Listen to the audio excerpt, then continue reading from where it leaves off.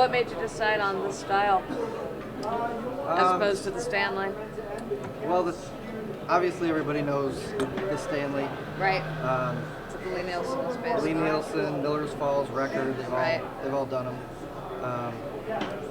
When we were looking into doing a router, pretty early on we came across the Preston design and started. I wasn't real familiar with it myself, and when we started looking at,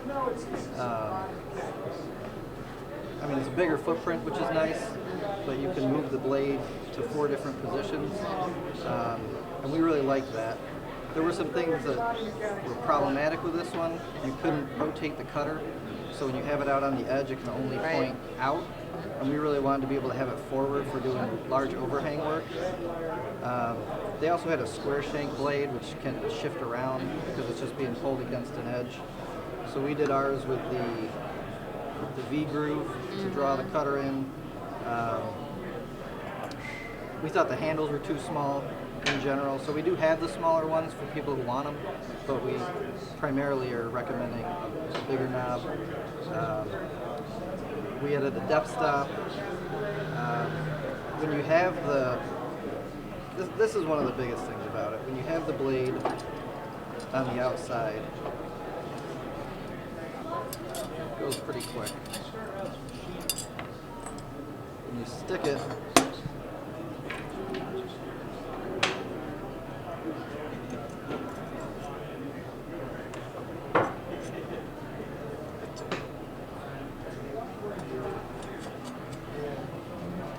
That's pretty slick.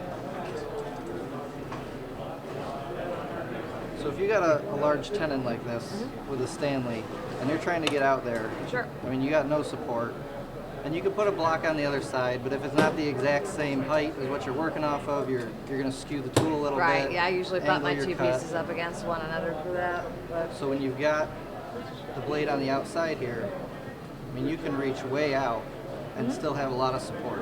So you can go out 5-6 inches and still be doing accurate work. Right. So a large tenon like this is no problem.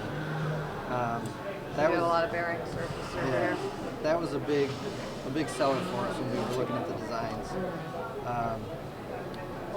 We also did, obviously it's not iron like everybody else. We got manganese bronze for the body. All the screws are brass. The posts and depth nut are all stainless steel. And then you've also got, you got the outside position, you got an inside position, you got the main closed throat. You can also put it on the back for an open throat.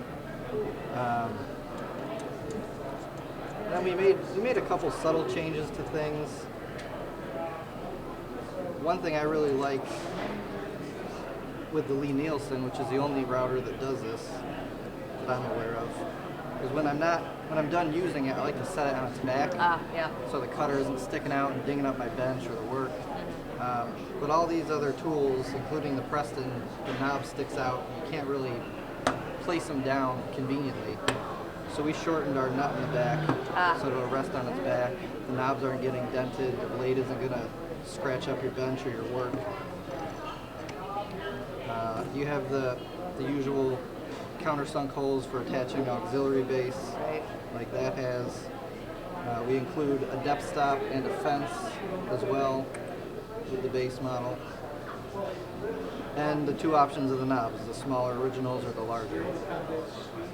And you just put them up yesterday for pre-order? Yes, pre-orders went up yesterday and we are expecting to ship in June. Cool.